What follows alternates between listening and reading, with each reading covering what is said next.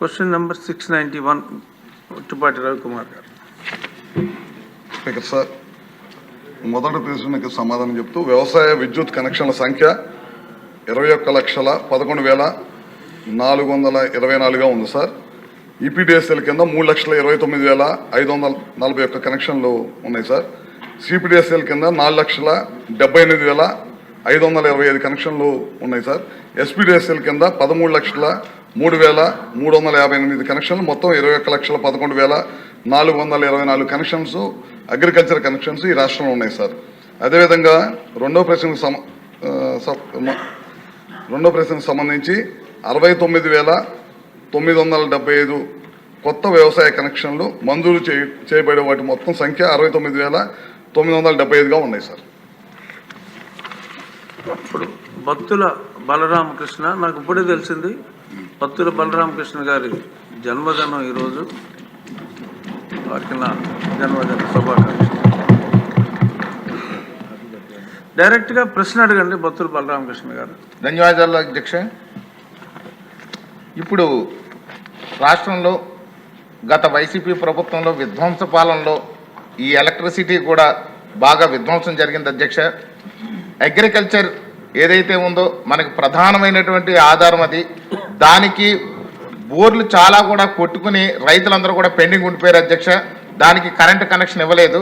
ఒక్క మా కాన్స్టిట్యున్సీలో వచ్చేసరికి 350 కనెక్షన్లు ఇప్పటికీ కూడా పెండింగ్ ఉండిపోయినాయి అధ్యక్ష.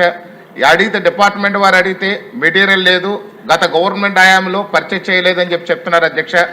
దీనివల్ల రైతులకి ఇప్పుడు సమ్మర్ స్టార్ట్ అవుతుంది. మాకు ఎక్కువ కూడా ఈ యొక్క తోటలు ఎక్కువ ఉంటాయి అధ్యక్ష. ఆ తోటలకి నీళ్లు లేక చెట్లు ఎండిపోయే పరిస్థితి ఉంది. కాబట్టి మన యొక్క అద్భుతమైనటువంటి మన బడ్జెట్లో ఈ యొక్క అధిక నిధులు కేటాయించి ఆ యొక్క వ్యవసాయ విద్యుత్ కనెక్షన్ అన్నింటినీ కూడా ఇవ్వాల్సిందిగా కూడా మనకి సభ ద్వారా తమను కోరుతున్నాను అధ్యక్ష. అదేవిధంగా చూస్తే మా యొక్క రాజనగరం నియోజకవర్గంలో 3 సబ్ స్టేషన్లు ఎప్పటి నుంచో గత టీడీపీ హయాంలో మొదలు పెడితే వైసీపీ హయాంలో కనీసం 5 ఏళ్లలో కూడా సబ్ స్టేషన్లో వేయించలేదు అధ్యక్ష. ముఖ్యంగా చూస్తే మాకు అక్కడ నన్నయ్య యూనివర్సిటీ ఉంది అధ్యక్ష. నన్నయ్య యూనివర్సిటీలో కరెంట్ లేక ఫ్లక్చువేషన్స్ వల్ల చాలా ఇబ్బంది పడుతున్నారు. అక్కడ వెలుగుబంద్ అనే గ్రామంలో, అలాగే ముక్కునాడు అనే గ్రామంలో ఒకటి ఉంది అధ్యక్ష. కోటికేశ్వరంలో ఒకటి ఉంది.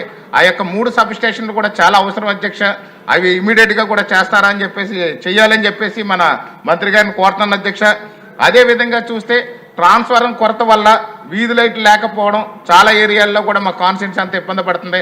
ముఖ్యంగా సీతానగరం మండలం అని ఉంది అధ్యక్ష. మా కాన్స్టిట్యున్సీలో ఈ రాజనగరం నియోజకవర్గంలో సీతానగరం మండలంలోకి వచ్చేసరికి వర్షాకాలంలో అక్కడ ప్రభావం ఎక్కువ ఉంటుంది వర్షాలు.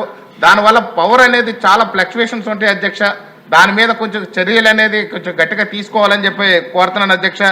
అదేవిధంగా చూస్తే లైన్ మెన్ కొరత అనేది గత గడిచినటువంటి 5 ఏళ్లలో వైసీపీ ప్రభుత్వంలో వాళ్ళు రిక్రూట్ చేయకపోవడం వల్ల లైన్ మెన్ కొరత కూడా ఉంది.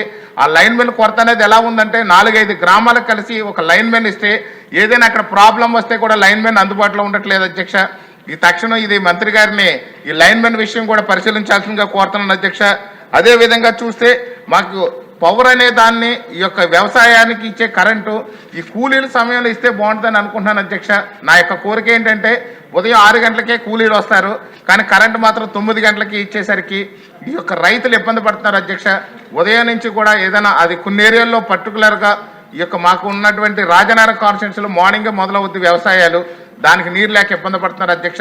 దాన్ని ఏమైనా టైంలో ఏమైనా అడ్జస్ట్ చేసి మార్నింగ్ ఏదైతే మనం 9 గంటల కరెంట్ అనుకుంటున్నామో ఆ 9 గంటల కరెంట్నే అది ఉదయం పూట ఇస్తే బాగుంటుంది అనేది నా యొక్క ఆలోచన అధ్యక్ష. ఈ యొక్క బలరామకృష్ణ గారు, ఇది ప్రశ్నోత్తరాల సమయం. మీరు ఏదైనా ప్రశ్న ఉంటే అడగాలి తప్ప ఇది కోరికలు కోరే సమయం కాదు. ప్రశ్నోత్తరాల సమయం అనేది మీరు మనసులో పెట్టుకుని నాకు అది కావాలి నాకు ఇది కావాలి అని కాకుండా ప్రశ్నోత్తరాల సమయంలో ప్రశ్నించండి, దానికి మంత్రి గారు సమాధానం చెప్తారు. థ్యాంక్ యూ అధ్యక్ష. నేను కోరుతున్నది వీటిలో ఏమైనా మార్పులు చేసి ఇప్పుడు ఇక్కడ ఉన్న పరిస్థితులకు అనుగుణంగా మార్పులు చేసే ఆలోచనలో ప్రభుత్వం ఉందా అని చెప్పి ఈ యొక్క మంత్రి గారిని కోరుతున్నాను అధ్యక్ష. ధన్యవాదాలు. నా యొక్క జన్మదినాన్ని మీరు తమరు అనౌన్స్ చేసినందుకు మరొకసారి ప్రత్యేక ధన్యవాదాలు. సభ్యులందరికీ కూడా నా యొక్క ధన్యవాదాలు తెలియజేస్తున్నాను. ఉగ్ర నరసింహారెడ్డి గారు. సార్, కనిగిరి నియోజకవర్గంలో దాదాపు 329 అగ్రికల్చర్ కనెక్షన్స్ పెండింగ్ ఉన్నాయి సార్. ఆల్రెడీ వాళ్ళు డబ్బు కట్టున్నా కానీ ఇవ్వటం లేదు, కండక్టర్ లేదు, ట్రాన్స్ఫార్మర్స్ లేవని చెప్పేసి రైతులు ఇబ్బంది పడే పరిస్థితి ఉంది. అదేవిధంగా మా జిల్లాలో అయితే 4000 కనెక్షన్స్ పెండింగ్ ఉన్నాయని చెప్తున్నారు సార్. ముఖ్యంగా సార్ దీంతో పాటు ఈ ట్రాన్స్ఫార్మర్స్ దొంగతనం జరిగినప్పుడు అక్కడ విద్యుత్ వాళ్ళు పోలీస్ స్టేషన్కి వెళ్ళి ఎఫ్ఐఆర్ కట్టమని అంటారు. పోలీసు వాళ్ళేమో మేము కట్టమని చెప్పేసి వాళ్ళు ఇబ్బంది పెడుతూ ఉన్నారు. రైతేమో పంట పండి ఉంటుంది, అక్కడేమో ట్రాన్స్ఫార్మర్ లేక నీళ్లు గట్టక పంట ఎండిపోయే పరిస్థితి ఉంటుంది సార్.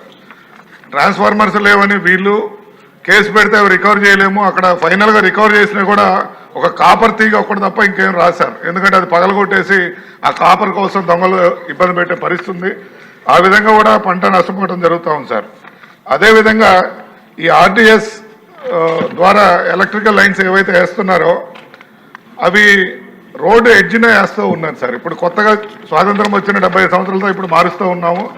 అవి కొద్దిగా ఇప్పుడే ప్రాపర్ ప్లానింగ్ ప్రకారంగా ముందే ఎడ్జెస్లో వేస్తే భవిష్యత్తులో లైన్ షిఫ్టింగ్ లేకుండా, ఇప్పుడు ఎందుకంటే ఏది అడిగినా కానీ విపరీతమైన డబ్బులు అడుగుతారు సార్ ఎలక్ట్రిసిటీ డిపార్ట్మెంట్ వాళ్ళు. కాబట్టి ఇప్పుడే ప్లాన్ చేసి ఈ ఆర్టీఎస్ వాళ్ళు ఏదైతే వర్క్ జరుగుతున్నారో దాన్ని చేయవలసిందిగా కోరుతూ ఉన్నాం సార్. అదేవిధంగా ముఖ్యంగా కనిగిరి ప్రాంతంలో ఈ ఫ్లోరైడ్ ఎక్కువ ఉంది సార్. మాది క్షామపీడిత ప్రాంతం, వర్షాలు పడవు, సంవత్సరం మొత్తం మీద 10 రోజులు పడతాయి, 15 రోజులు పడతాయి సార్. వాటర్ లేక ఈ బోర్ మీద ఆధారిత ఇది సార్ వాటర్ నీళ్ళు తీసుకునే పరిస్థితి. మేము ఈ వాటర్ ప్లాంట్లు పెట్టడం వల్ల దానికి కమర్షియల్గా వేస్తే ఊర్లలో అది మెయింటైన్ చేసుకునే పరిస్థితి కాదు సార్. మాకు నీళ్లు లేక వాటర్ ప్లాంట్లు పెట్టుకుంటున్నా కానీ ప్యూరిఫైడ్ హైటెక్ వాటర్ తాగాలని కనిగిరి ప్రాంత ప్రజల ఆశయం కాదు సార్ అది. కాబట్టి దయచేసి ఆ ఫ్లోరైడ్ ఆర్ఓ ప్లాంట్లకి ఏదైనా రాయితీ ఇస్తారని చెప్పి కోరుతూ ఉన్నాం సార్. కానీ తమాషా ఏంటంటే సార్, రైతులు అడిగిన కనెక్షన్కి ఏమో కొద్దిగా ఇబ్బంది పెడుతున్నారు, కానీ అసైన్మెంట్ ల్యాండ్లలో ఉన్న వాటికేమో వెంటనే కనెక్షన్లు ఇచ్చేస్తున్నారు. ఇల్లీగల్ లేఅవుట్స్లో కనెక్షన్స్ ఇస్తూ ఉన్నారు. దయచేసి అటువంటి వాటి మీద దృష్టి పెట్టమని చెప్తూ ఉన్నాం సార్. మరి అదేవిధంగా ఈ ఇళ్ల మీద లైన్లు పోతున్నాయి సార్. అది గతంలో వాళ్ళు లైన్ కింద ఇల్లు కట్టుకున్నా ఇప్పుడు పరిస్థితి అయితే మనం అక్కడ పట్టాలు ఇచ్చాము. ఆ పట్టాలు ఇచ్చిన దానివల్ల వాళ్ళు అక్కడ ఇల్లు కట్టుకోవడం జరుగుతుంది. చిన్నపిల్లలు మిద్దె మీదకి వెళ్ళినప్పుడు యాక్సిడెంట్ జరగటం, చనిపోవడం జరుగుతుంది. వారికైతే కాంపన్సేషన్ ఇస్తున్నాం, కానీ ఆ లైన్లు మార్చే పరిస్థితి గురించి పెద్ద దృష్టి పెట్టలేదు. ఏదైనా మార్చమని అడిగితే మంత్రి గారు కానీ మేము డిపార్ట్మెంట్లో కానీ డబ్బు కట్టమని అడుగుతూ ఉన్నారు సార్. కాబట్టి దాని మీద ప్రత్యేక దృష్టి పెట్టవలసిందిగా కోరుతున్నాం సార్. అదేవిధంగా ఈ ఫారెస్ట్ డిపార్ట్మెంట్ వారు ఏం చేస్తున్నారంటే సార్, ఈ లైన్లు వేసేటప్పుడు కూడా ఉగ్ర నరసింహారెడ్డి గారు మీరు కూడా ఆయనకి లాగా కోరికలే కోరుతున్నారు సార్. ఇది క్వశ్చన్ అవర్, ప్రశ్నోత్తరాల సమయం. ఇది చేసే అవకాశం ఉందా, ఇది మీరు చేస్తారా అన్నట్టుగా ఉండాలి తప్ప అది అడగట్లా. మీ కోరికలన్నీ చెప్తున్నారు. సో దయచేసి రెస్ట్రిక్ట్ చేసుకోండి సార్. అదేవిధంగా ప్రశ్నోత్తరంగా అడగండి. అదేవిధంగా విలేజ్ హెల్త్ క్లినిక్లకి ఏమన్నా పవర్ కనెక్షన్ ఇచ్చే అవకాశం ఉందా సార్? ఇది అడిగిన క్వశ్చన్కి దీనికి కొద్దిగా డీవియేషన్ ఉన్న సమస్యలు సార్. మంత్రి గారి దృష్టి తీసుకుపోతే భవిష్యత్తులో ఏమైనా పని జరుగుతుందని ఆశతో అడుగుతున్నాం సార్. ధన్యవాదాలు. మాట్లాడుకోవచ్చు.